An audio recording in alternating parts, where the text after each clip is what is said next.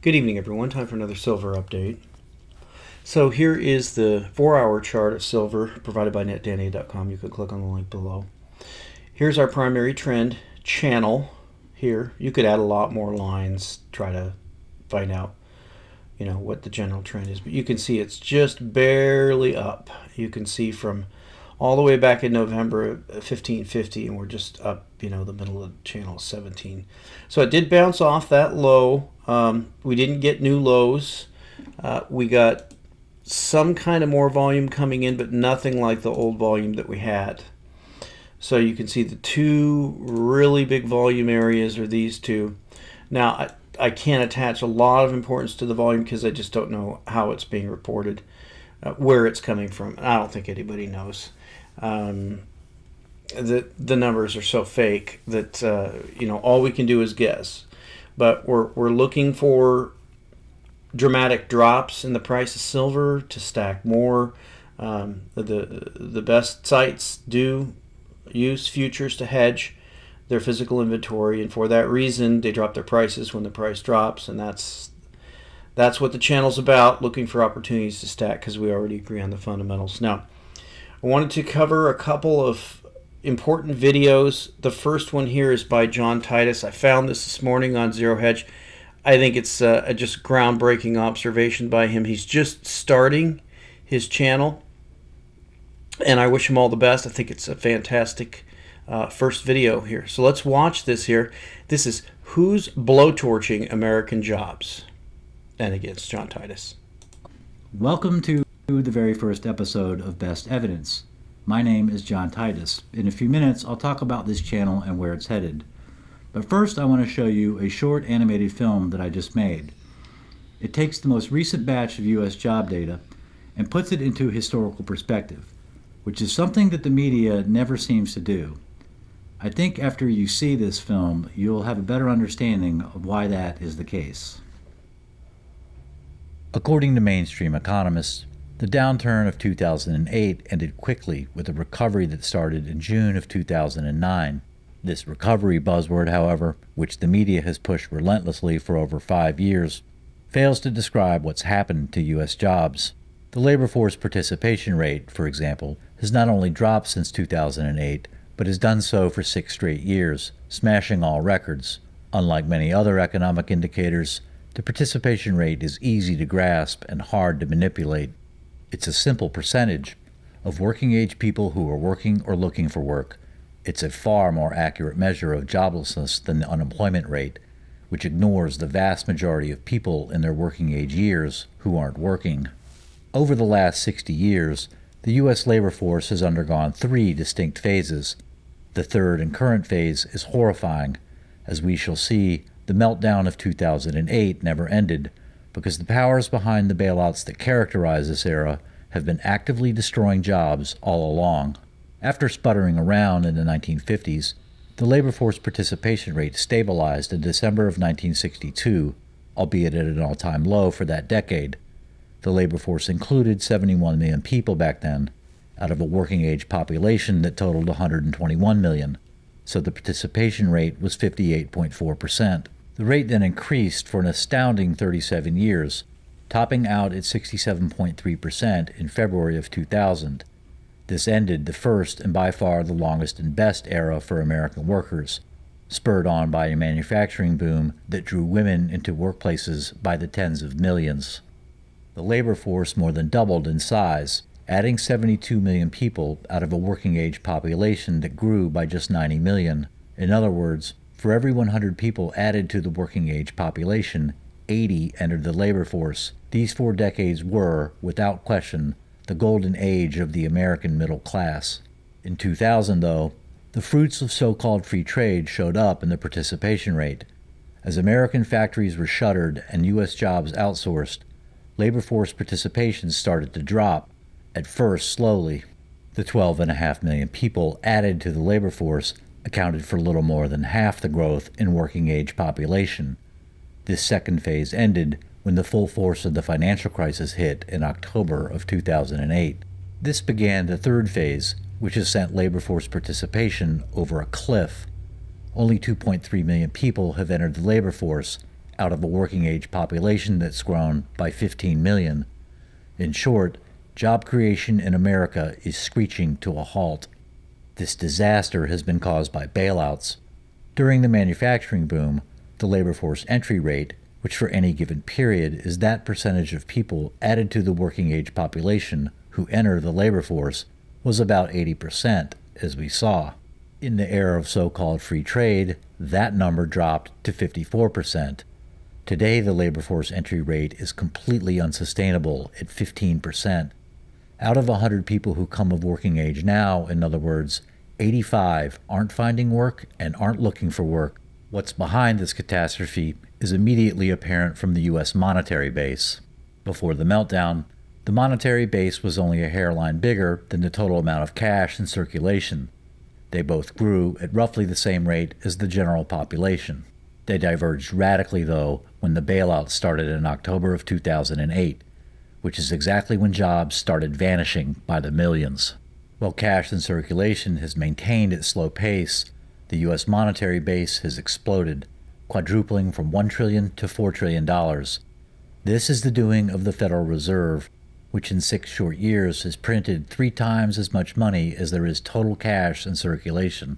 The Fed has siphoned this new money to a handful of megabanks that were all flat broke in 2008. The result is a crony economy where innovators and small business, the real engine of economic growth, are unable to take the risks of expansion or new ventures. By shielding the precious few from their own failures, the Federal Reserve has guaranteed the failure of everyone else. The colossal destruction of jobs caused by crony money printing is clear simply by turning the labor force participation curve upside down. The inverse correlation at work here is tighter than a glove. For each box of printed money that's put into failed hands, the jobs market dries up a little more. These two charts might as well be identical. This isn't some cosmic accident. It's happening because the Federal Reserve exists for the sole purpose of enriching big banks, and they all went broke a long time ago. The Fed does whatever it takes to keep a yacht full of failed executives and their friends unimaginably rich. If this requires an economy of 300 million people to be blowtorched, then a blowtorching is what that economy will get. This is exactly what has occurred over the last 6 years. The Federal Reserve's only real job is to sell this mass murder to its victims. It does this by pumping legions of meat puppets in the media and elsewhere full of propaganda. How much longer the real economy can survive, though, when 85 people with no hope of finding work are being pumped out for every 15 job holders, is a different question, one that the Federal Reserve doesn't give a damn about. So excellent presentation. Who is blowtorching American jobs? It is the Federal Reserve. These are criminals. They're criminal banks. They're criminals in the Federal Reserve, and they're criminal politicians. These people need to be put in jail. That's the bottom line. But just a fantastic presentation. He just lays it out there. It's undeniable. Great new channel. I'm going to do everything I possibly can to promote this gentleman's channel. I'm sure I'm not probably going to agree with everything he says, but he's promised that he's going to come and do a lot of exposés, including money that's been given to the foreign banks. So the Federal Reserve, the follies of the Federal Reserve, that's what's behind all of our problems. They're a bunch of monsters, and now we've got, as Andy Hoffman has coined the phrase, Whirlybird Janet, who's in charge of this mess. And you can listen to this audio blog number 80 from Andy Hoffman and Miles Franklin, and he goes into an analysis of the latest FOMC statement, and the Fed has just become like pathological liars. That you can't even make sense of their statements. We're just going to listen to one of the statements, and as Andy parses this here real quick. And now is where the statement gets really incremental and really panicked. Quote, if economic conditions continue to improve, as the committee anticipates, the committee will at some point begin considering an increase in the target rate for the federal funds rate on a meeting-by-meeting basis. Before then, the committee will change its forward guidance. However, it is important to emphasize that a modification of the forward guidance should not be read as indicating that the committee will necessarily increase the target range in a couple of meetings. Instead, the modification should be understood as reflecting the committee's judgment that conditions have improved to the point where it will soon be the case that a change in the target range could be warranted at any meeting. And hence, there's your zero hedge out of context headline. I mean, geez, just how many qualifiers do they need to add to assure us that not only do they have no intention of raising rates anytime soon, but they now intend to change their forward guidance, whatever that means, well before a meeting where they're even considering a rate hike. And don't forget, they emphasize, that even the forward guidance change doesn't necessarily mean rate hikes are coming, but instead that they are simply going to consider a rate hike, depending on subsequent economic developments, of course. I mean, again, how dumb do they think we are? And just how scared can they be? But the hits keep coming, as directly thereafter they so keep there's the follies of the Fed. I mean, they've become a bunch of lunatics. We know that they're totally beholden to the banks, and we know that their system is completely broken. They're just printing money and bailing out the banks. None of that money is finding its way back into the real economy. The numbers in the real economy are absolutely horrific. We've got a Baltic Dry Index at all-time lows. We've got a labor participation rate that is at 30-year lows. We've got just insane numbers coming out, and the Federal Reserve is hemming and hawing about changing course, probably because they know that the stock market is going to immediately crater as soon as they begin to raise rates.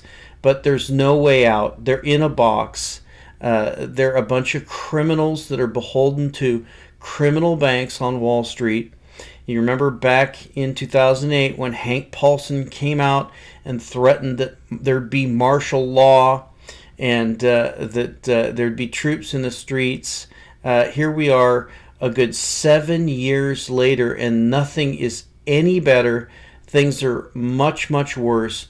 And fortunately for us, as things have continued on just kind of stumbling along, they've murdered the price of the precious metals, but more specifically the price of silver. So we have an opportunity to stack here that is absolutely unprecedented. You can see how far they've taken it down. I've covered on an inflation-adjusted basis, even on the Fed's own numbers, silver is as cheap as it's ever been. I also did a coverage today of video by WOTM. He's back. If you get a chance, watch that video. He talks about some inside information about his experience as a scientist working for covert ops for the government and his investigation of the silver. It's very interesting. He's a very interesting fellow. I encourage you to watch that. So the Fed is flailing about now. They don't know what to do. They're in a box, and this whole thing is going to come crashing down. Hopefully we'll be able to get some more silver and stack some more before the whole thing collapses. And we'll talk to you next time.